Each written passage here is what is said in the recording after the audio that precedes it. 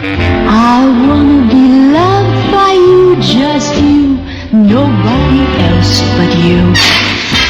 G'day viewers, Retro Man here. Today I'll be talking about the Marilyn Monroe biopic Blonde.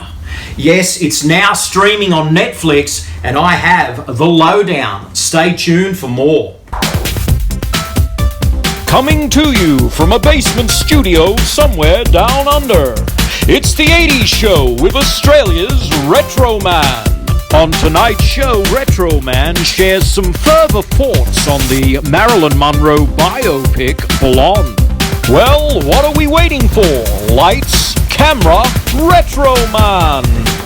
G'day viewers, Retro Man here and welcome to the 80s Show. Now today I'll be discussing the controversial Marilyn Monroe biopic Blonde. It's now streaming on Netflix. So what is director Andrew Dominik trying to prove with this film? Well, he's essentially saying that she had a very sad, depressing life, and it seems that he's kind of dramatised and piled on these really disturbing events. It's not much fun to watch. Although Armas looks great, that's about all you can take from this. This is not a glamorous film. This is a bleak, demanding, depressing film.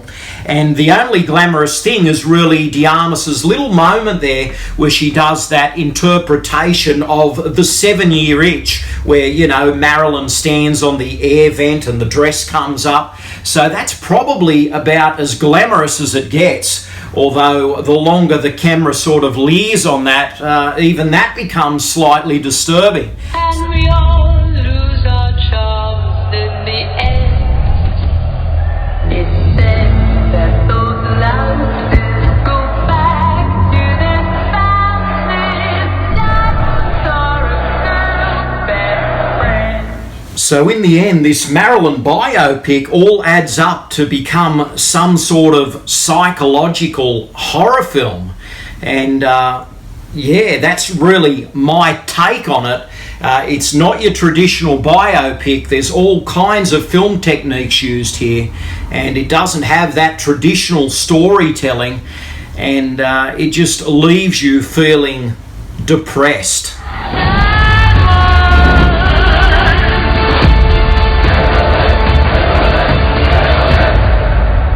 Marilyn Monroe only exists on the screen.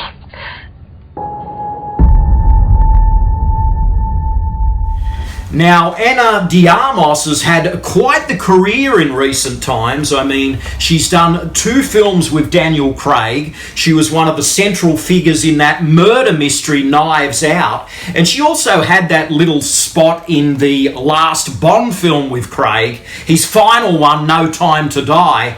And she was a bit of a scene stealer in that.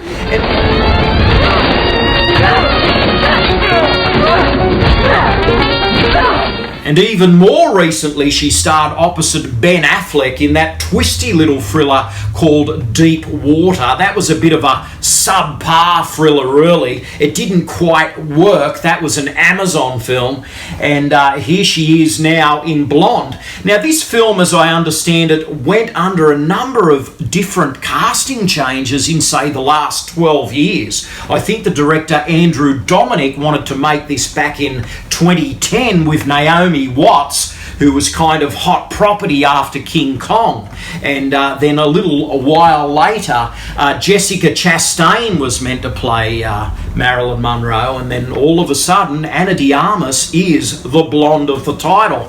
So anyway, guys, this is a very dark, depressing film, and there's certainly things that you don't really, there's content in this film you don't need to subject yourself to.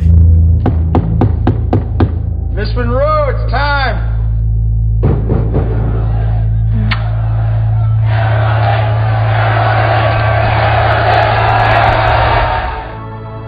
But diamonds are a girl's best friend. So is this really a film for Marilyn fans? Do we really find out more about her life? Well, that depends, guys. Is Blonde the real deal, the book that this was based on? And it's all up to you. What do you think? Is this a film that makes you sympathise with Marilyn Monroe and her plight and her very, very sad life, or is it some sort of perverted exploitation piece? Everyone's going to have a different take on this, so please, in the comments below, have your say on Blonde. I myself think it's totally depressing. Is it possibly one of the most depressing films ever made? Actually, I think it is. It's probably the most depressing biopic ever made. I don't think this is a film that does much good for Marilyn's image, and it does not really, it doesn't do much for the viewer. And let's leave it at that. Less is more. But there are some performances in this thing. I mean, Bobby Cannavale plays Joe DiMaggio, Marilyn's husband. And also there's Arthur Hiller, the playwright, is played by Adrian Brody. So, the actors try to inject some life into this thing, but it is just flatlining because it is so dark, so bleak, and so torturously depressing. So that is Blonde, guys. Tell me what you think of it. It's not a good time movie, that's for sure, and I'm sure that everyone has their own take.